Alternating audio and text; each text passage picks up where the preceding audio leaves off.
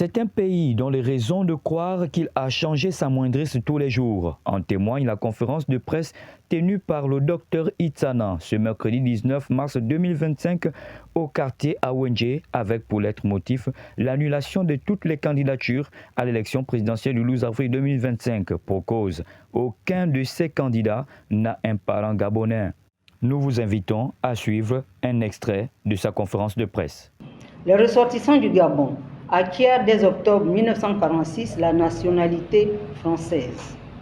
La nationalité gabonaise survient seulement avec l'avènement de la République gabonaise le 19 février 1959.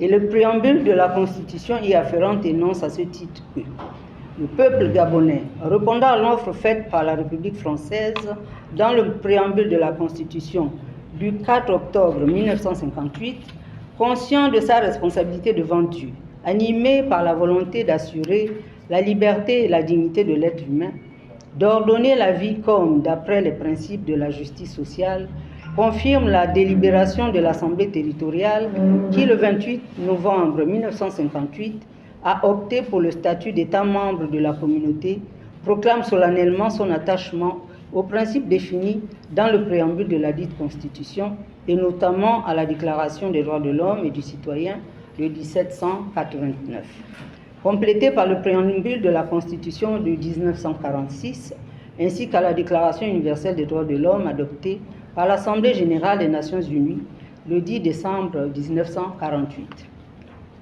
Le peuple gabonais, chers compatriotes, naît donc en ce moment, c'est-à-dire en 1959. Et après l'accession du pays à l'indépendance nationale, tous ceux qui sont nés ou présents sur le sol gabonais acquièrent la nationalité en transcrivant leurs actes de naissance français en actes gabonais à partir de 1959, ou en se faisant établir des jugements supplétifs ou reconstitutifs. En filigrane, les premiers nés gabonais indiqués sur les actes de naissance avec la mention en tête République gabonaise se comptent après février 1959.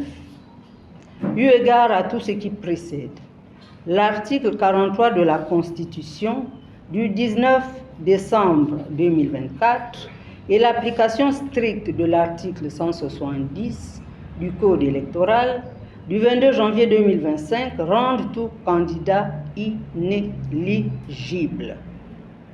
Compte tenu de ce que les parents sont nés avant le 19 février 1959, il y a violation des dispositions constitutionnelles et législatives.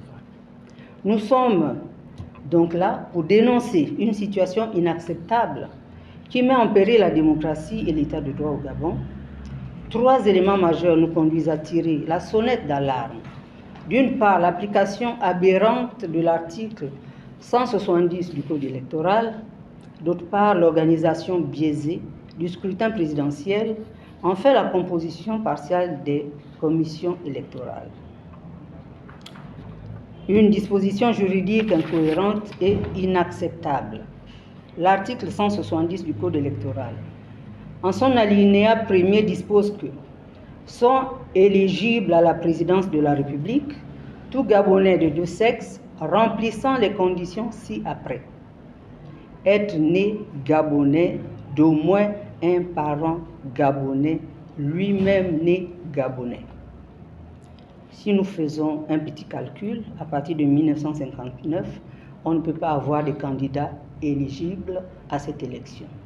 C'est la raison pour laquelle nous avions fait une campagne pour le non objectif. À cause de ces incohérences-là, on avait vu loin, mais personne ne voulait écouter. Quand serons-nous réellement libérés de ce système qui n'a pas fini de faire du tort à notre pays? Car si les aigris du temps d'Ali Bongo seraient en train de se réjouir et de se refaire une santé financière, à quoi devront s'attendre les Gabonais après la transition?